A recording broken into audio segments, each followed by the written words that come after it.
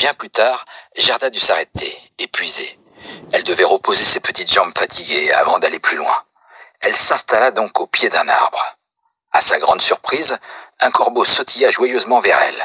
« Croix, croix, bonne journée !» croissa-t-il.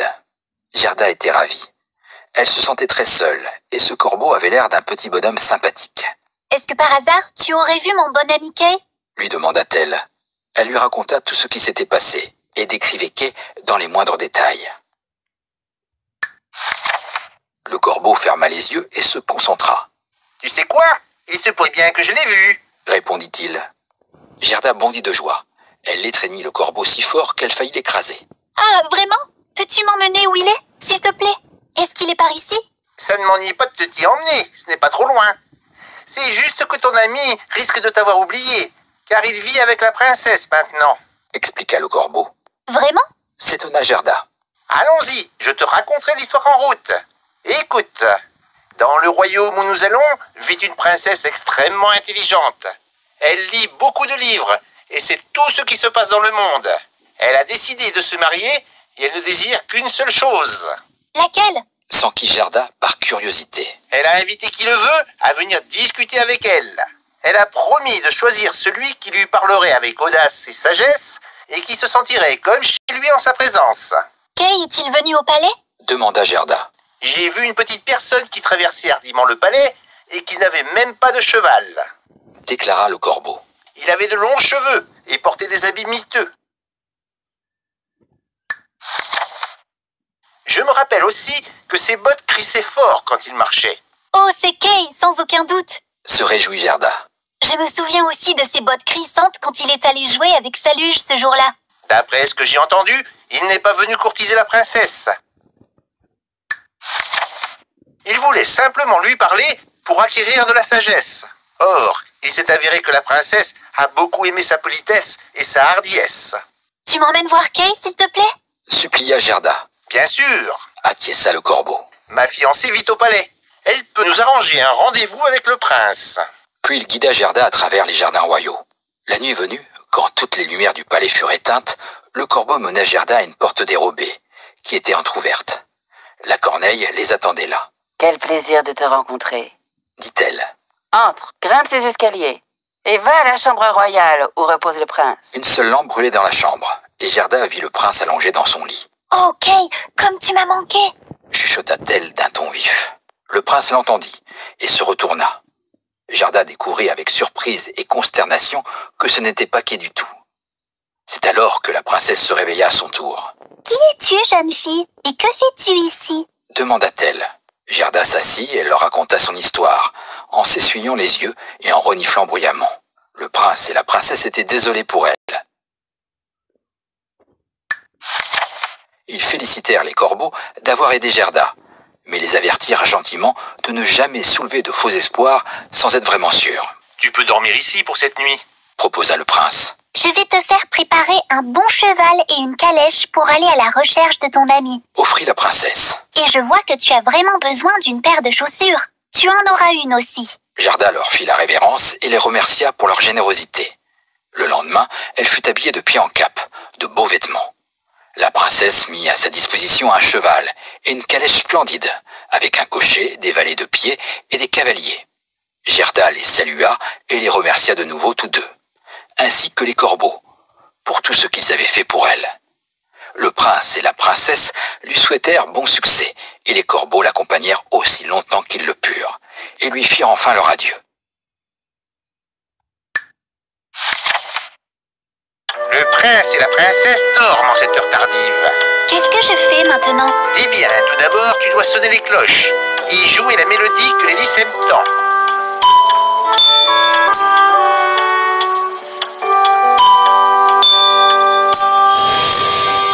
Ça doit être Kay. Il faut le réveiller.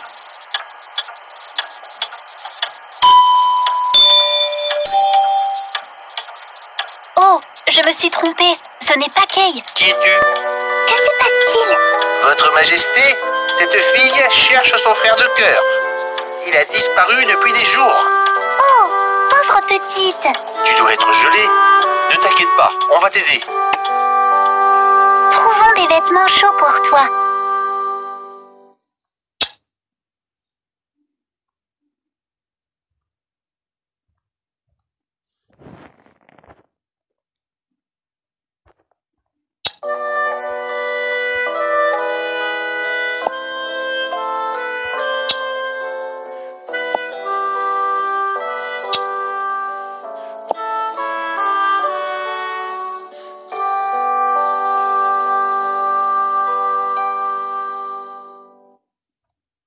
Merci beaucoup.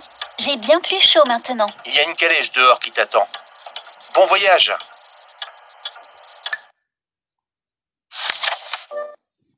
Gerda traversait une forêt dense à bord de cette calèche qui brillait et étincelait comme un diamant, quand soudain une bande de voleurs surgit des fourrés. « La bourse ou la vie !»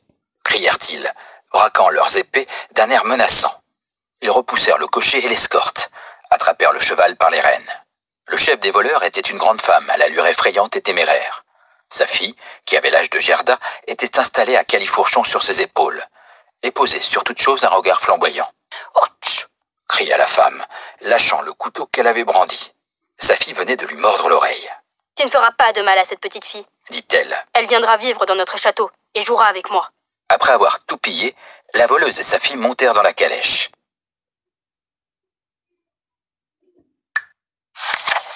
Elles firent aussi monter Gerda.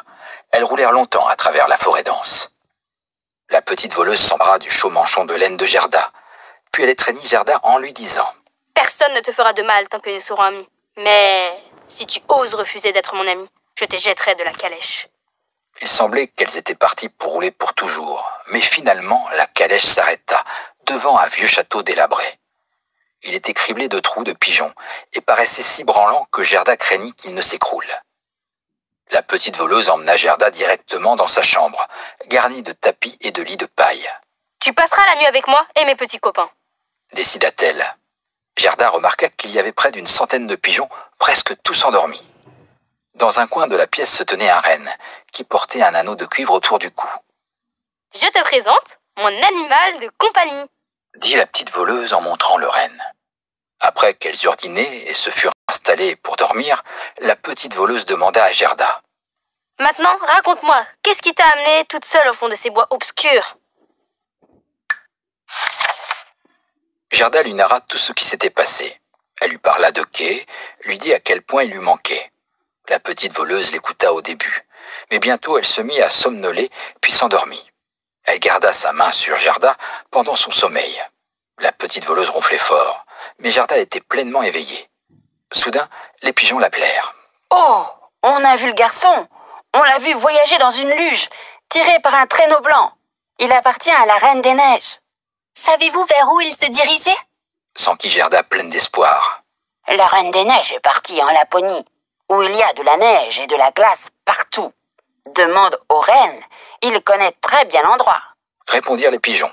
Bien sûr que je connais l'endroit. Intervint le renne. C'est un lieu magnifique. La Reine des Neiges y a sa tente d'été, mais elle n'y vit pas. Elle vit au pôle Nord, où il gèle à pierre fendre. Oh, pauvre Kay! Il va l'emmener là-bas, sauf si nous le sauvons avant. Elle s'endormit le cœur lourd. Au matin, elle répéta à la petite voleuse ce que les pigeons et le renne lui avaient dit. « Si tu tiens tellement à revoir ton ami, je t'aiderai. » Grommela la fille. « Il faut qu'on fasse vite, car si ma mère se réveille, tu ne pourras plus jamais t'échapper. » Oh, merci beaucoup, dit Gerda. La petite voleuse regarda le renne droit dans les yeux et lui demanda. « Si je te libère, emmèneras-tu cette jeune fille en sécurité jusqu'en Laponie ?» Le renne acquiesça et sauta de joie. Elle ne perdit pas de temps. Elle ouvrit la porte d'une poussée et hissa Gerda sur le dos du renne. « Tiens, prends ces gants de laine, tu en auras besoin. » Elle fourra une paire de gants dans les mains de Gerda. « Je me garde le manchon en laine, mais ces gants iront très bien. » Puis, elle dénoua la corde attachant le renne, qui sortit d'un bond de la pièce. Le renne s'élança dans les buissons et traversa la lande aussi vite qu'il le pouvait. Il ne leur fallut pas longtemps pour arriver en Laponie. Certains pigeons ont vu Kay. Ils disent qu'il est au palais de la Reine des Neiges, en Laponie. « Laponie ? Reine, sais-tu où ça se situe ?» Bien sûr, je suis né là-bas. Je jouais dans les champs enneigés quand j'étais petit. Bon, jeune fille, je suis prête à t'aider et même à te prêter mon renne. Mais Tu ne peux pas monter dessus comme ça. Tu dois trouver une corde et un coussin pour te faire une selle.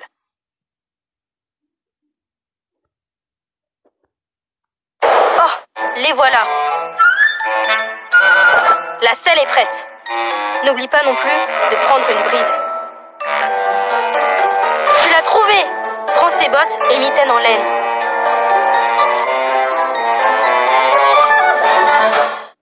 Tu les as!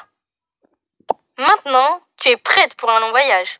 Hé, petite fréponne, apporte-moi à boire. Oups! Tu ne peux pas partir tant que ma maman n'est pas endormie. Comment faire? Je dois partir vite. Je crois que nous pourrions lui préparer un somnifère. Bonne idée, reine. Aide-moi à préparer une potion pour dormir.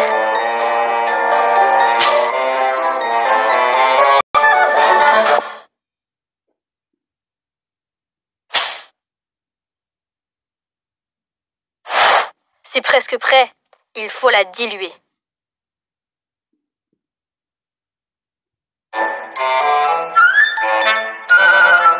Elle ne boit pas de lait. Oui, de la bière, c'est ce qu'il nous faut. Maintenant, on doit la remuer.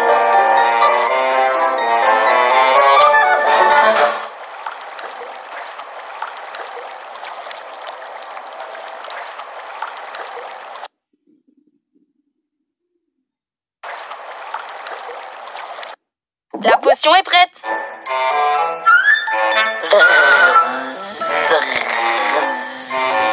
Elle s'est endormie. Tu peux prendre la route maintenant.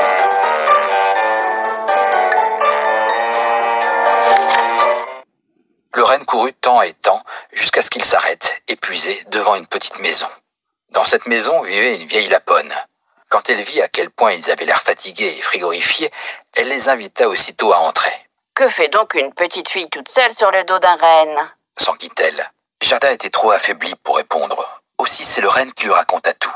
Oh, pauvre de vous. Compatit la vieille laponne. Vous ne saviez pas que la Reine des Neiges est partie en Finlande? C'est là où se trouve sa maison de campagne.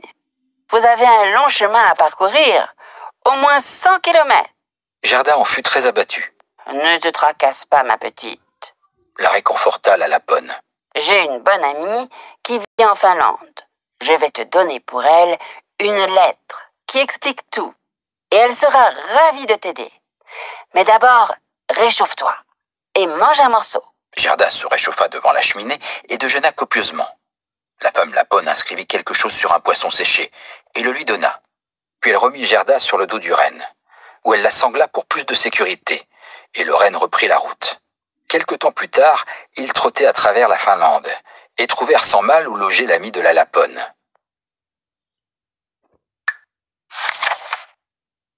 Sa maison n'avait pas de porte, mais une grande cheminée. Ils frappèrent donc à la cheminée. Quand la Finnoise leur ouvrit, ils furent accueillis par une bouffée de chaleur. Il faisait très chaud dans la maison. Bientôt, des gouttes de sueur perlèrent sur le front de Gerda. La Finnoise portait des habits légers. Elle conseilla à Gerda d'ôter toutes ses couches de vêtements. Gerda apprécia un moment la chaleur, puis remit le poisson à la femme. Celle-ci lut le message et hocha la tête. « J'ai ouï dire que tu as de nombreux pouvoirs magiques. » intervint poliment le renne. « Pourrais-tu, s'il te plaît, donner à cette jeune fille une potion ou un charme pour l'aider à vaincre la Reine des Neiges et récupérer son ami ?» Kay a changé à présent. Répliqua la Finnoise. Il mène une vie heureuse avec la Reine des Neiges et il ne partira pas, même si Gerda parvient à le secourir. La raison, c'est qu'il a des éclats d'un miroir maléfique dans l'œil et dans le cœur. Gerda possède tous les pouvoirs nécessaires pour vaincre la Reine des Neiges et sauver Kay. Si elle n'agit pas d'elle-même, je ne pourrai pas faire grand-chose de plus pour l'aider. La Finnoise leur enjoignit de se dépêcher. Elle hissa Gerda sur le dos du renne et la sangla. Elle était tellement pressée que Gerda n'eut pas le temps d'enfiler ses bottes et ses gants. Mais le renne ne voulait pas s'arrêter. Il galopait si vite qu'il ne pouvait pas faire demi-tour et retournait chez la Finnoise pour récupérer les bottes et les gants de Gerda. Le renne ne s'arrêta qu'une fois parvenu devant un buisson portant des baies rouges. Là, il fit descendre Gerda de son dos. Et elle fila tout droit vers le palais de la Reine des Neiges. Elle courut aussi vite que ses jambes pouvaient la propulser. Elle vit au loin un régiment de flocons de neige qui s'approchait d'elle. Gerda était certaine qu'ils n'étaient pas tombés du ciel, car ils étaient alignés à l'extérieur du palais. Les flocons avaient tous des aspects terrifiants. Certains ressemblaient à des ours, d'autres à des nœuds de serpents, d'autres encore à de gros porcs épics. Gerda était terrorisée, car les flocons étaient vivants et se ruaient vers elle pour l'attaquer. Elle se mit à prier, récita le Notre Père qu'elle avait appris. Il faisait si froid qu'elle vit des volutes de vapeur sortir de sa bouche. Cette fumée devint de plus en plus épaisse et prit la forme d'anges. Ils étaient armés de lances et de boucliers, et le temps qu'elle achève sa prière, elle était entourée d'une légion d'anges. Ceux-ci frappèrent de leurs lances les flocons qui éclatèrent en 1000 morceaux. Gerda s'avança bravement. Les anges lui tapotèrent gentiment la tête, et comme par miracle, elle trouva tout de suite le froid bien plus supportable.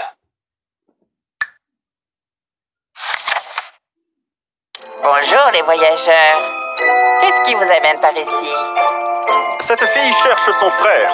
La Reine des Neiges l'a emmené dans son palais. Il faut qu'on trouve ce palais. Oh, alors vous devez aller en Finlande. Je vais vous donner un message que vous remettrez à la Finnoise. Elle vit près de cette partie de la ville. Elle vous dira comment atteindre votre destination. Mais sur quoi vais-je écrire le message? Je n'ai pas de papier.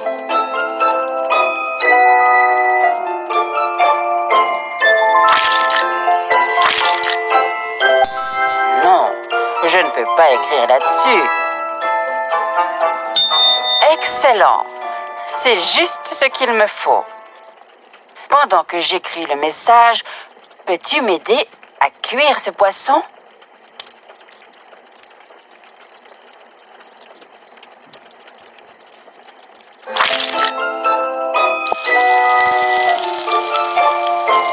Le poisson est cuit.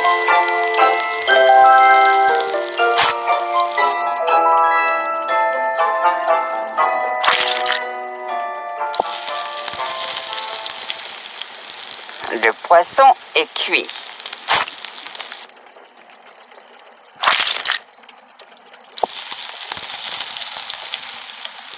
Le poisson est cuit. Bon, le message est prêt. Tu devrais partir maintenant. Merci 1000 fois.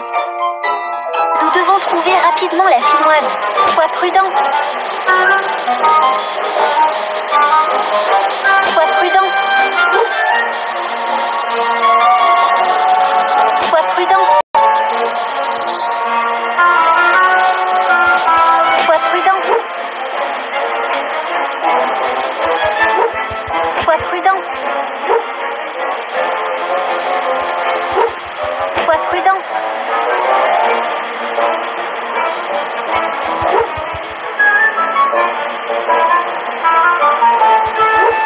Sois prudent. Sois prudent. Sois prudent. J'ai failli tomber sur ce sol gelé. Sois prudent.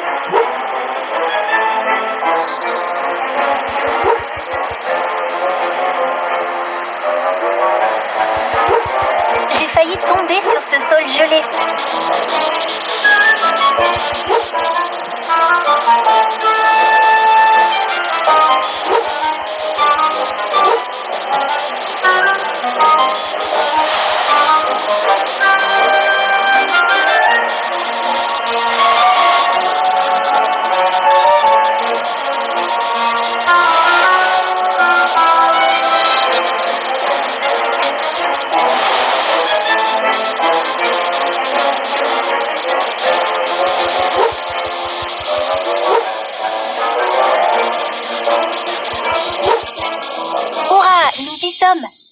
La Lapone m'a dit que je dois vous donner ce message. Bon, fais-moi voir ce message. Très bien. Je crois savoir ce qu'il faut faire. Si tu veux sauver Kay, ce que tu dois faire, c'est ôter les éclats de verre de son cœur et de ses yeux. Sinon, il ne se souviendra pas de toi. Vous êtes une femme très sage. S'il vous plaît, pourriez-vous donner un charme ou une potion magique à cette jeune fille pour l'aider à vaincre la Reine des Neiges? Elle a déjà un grand pouvoir. Elle a voyagé jusqu'au bout du monde. Les gens et les animaux désirent l'aider. Son plus grand pouvoir, c'est la bonté de son grand cœur. Ce pouvoir peut sauver Kay à lui tout seul. Il n'y a nul besoin d'un charme ou d'une potion. D'accord, mais que devons-nous faire à présent? Allez tout de suite dans le jardin de la Reine des Neiges. Il n'y a pas de temps à perdre. Ce n'est pas loin d'ici. Prenez la direction du nord. D'accord. Merci beaucoup.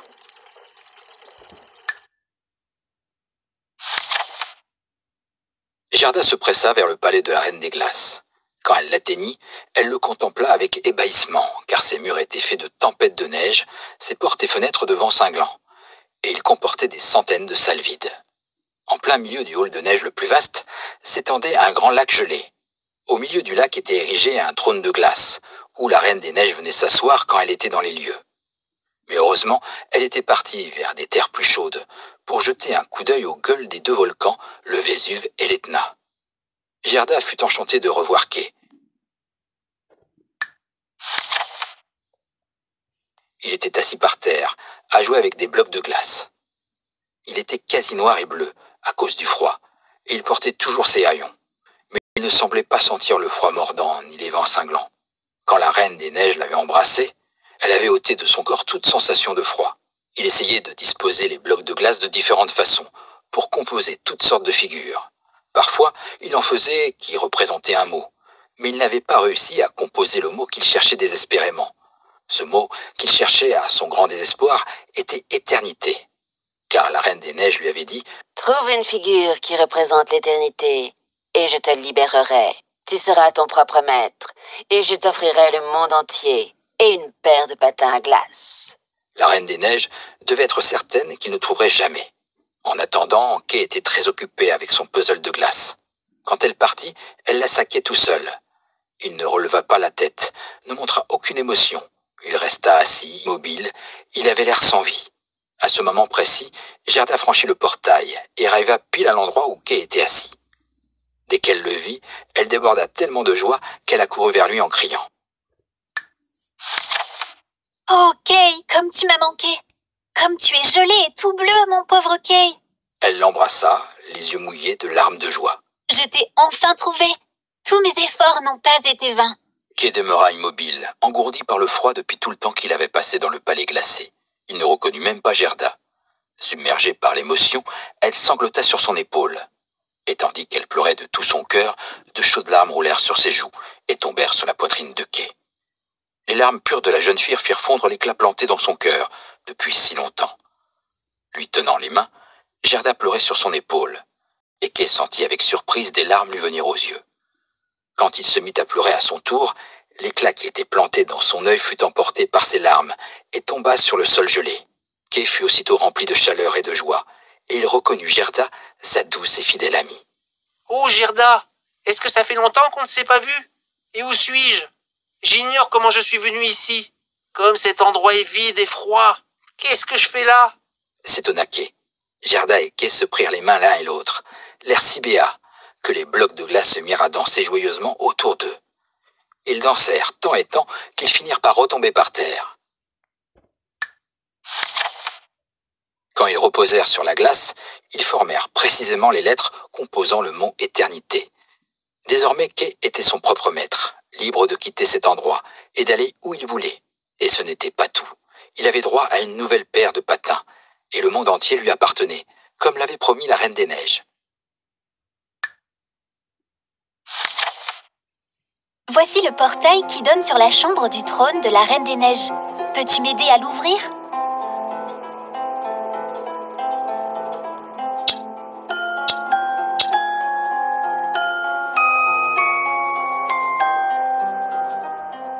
Merci. Maintenant, il faut que je me cache quelque part. Alors, mon garçon, as-tu réussi à assembler le symbole de l'éternité? J'ai beau essayer, je n'y arrive pas. Eh bien, si tu y parviens, je te donnerai le monde entier et une nouvelle paire de patins. Je vais te laisser maintenant et m'envoler vers un pays plus chaud. D'accord. Mon cher Kay, je t'ai enfin trouvé. Il ne me reconnaît pas. Que puis-je faire pour qu'il se souvienne de moi?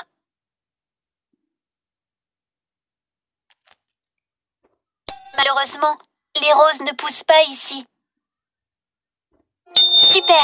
Je crois que je pourrais lui chanter ma chanson. Si belle est la rose dans la vallée, et les anges viennent les enfants saluer.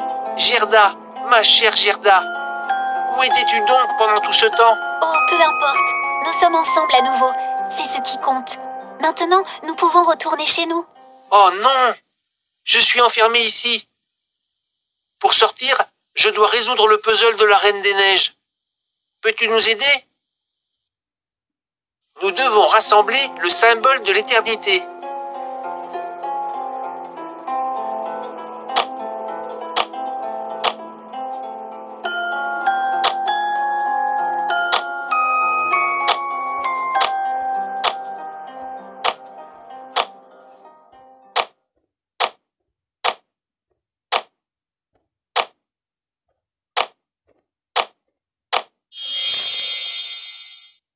Maintenant, nous pouvons rentrer à la maison. Ok, mais d'abord, je dois aider ces animaux. Bien sûr, nous devons les dégeler.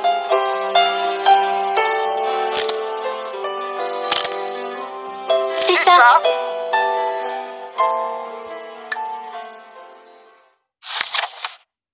Se tenant la main, ils se précipitèrent hors du palais et se rendirent tout droit au buisson qui portait des baies rouges. Le renne y attendait toujours Gerda. À ses côtés se tenait un autre jeune renne. Hurrah! Crièrent Kay et Gerda en chevauchant leurs rennes.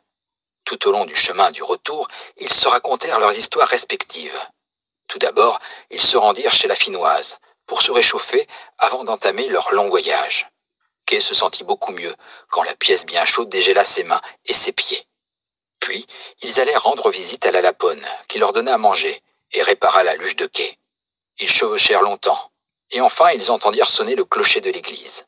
Ok, regarde, S'écria soudain Gerda. on est dans notre ville. En effet, ils tournèrent à l'angle d'une rue et découvrirent qu'ils étaient de retour dans leur propre rue, avec ses maisons familières.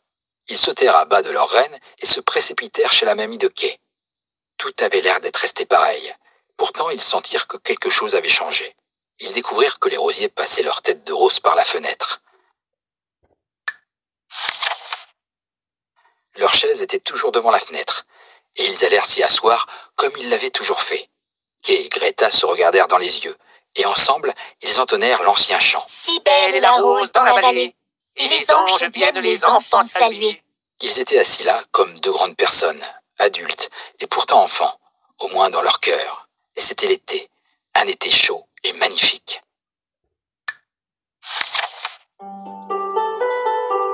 Voilà, c'est ainsi que prend fin notre histoire. J'espère que vous allez aimer.